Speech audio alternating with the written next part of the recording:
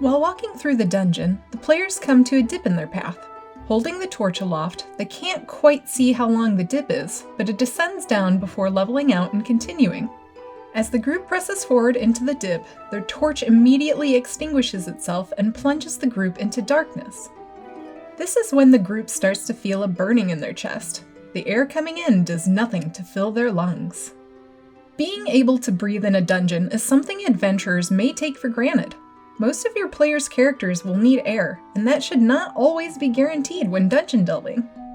This week's trap highlights a novel way to use breathing in a dungeon as a mechanic in your game and get your players to think about their environment more. The setup for this trap is as simple as it gets. The path ahead of the adventurers makes a dip and then rises back to a normal level. In the dip, the air is nearly devoid of oxygen and has filled with CO2. Carbon dioxide, being heavier than oxygen, will settle to low spaces when present in large quantities. The trap functions in two ways. First, it quenches lanterns, torches, or other non-magical flames, since they all require oxygen to burn. Then it will start to affect the breathing capabilities of the team right away. If they use flames to see in the dark, they will need to try to orient themselves to quickly escape or risk passing out and dying. In real life, inhaling a mixture of CO2 with a concentration above 8% is dangerous.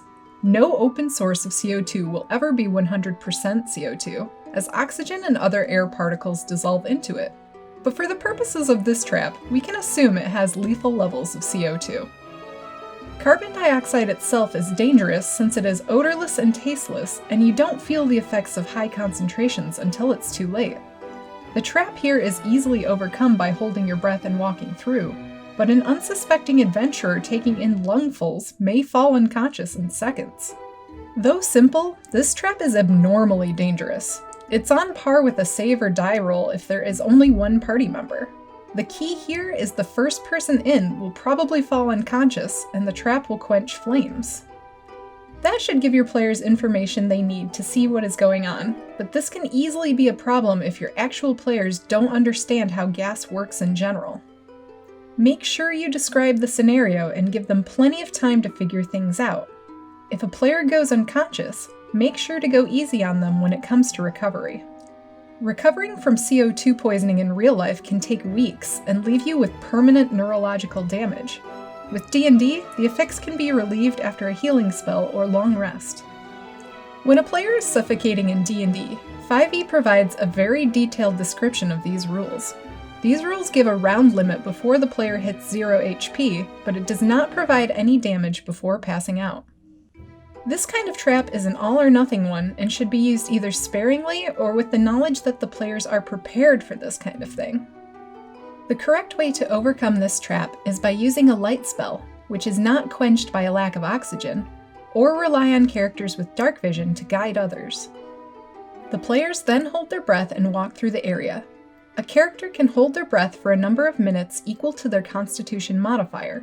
It should be fairly easy for most characters to pass the trap once they understand what's going on. The longer the dip is, the more difficult the trap is to overcome. The trap becomes most difficult when the players cannot see the end or if the path curves in any way.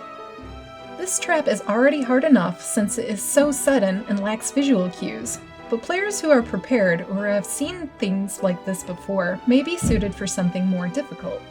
The main purpose of using a trap like this is to get your players thinking about the dangers of dungeon delving. Most of the time, the players feel like they're invincible and charge headlong into danger. It can be important to remind players from time to time that mundane things can hide real dangers. If you're interested in more trap ideas, check out our other videos. You can find more resources at masterthedungeon.com. If you liked this video, please like and subscribe or consider supporting us on Patreon. Happy DMing!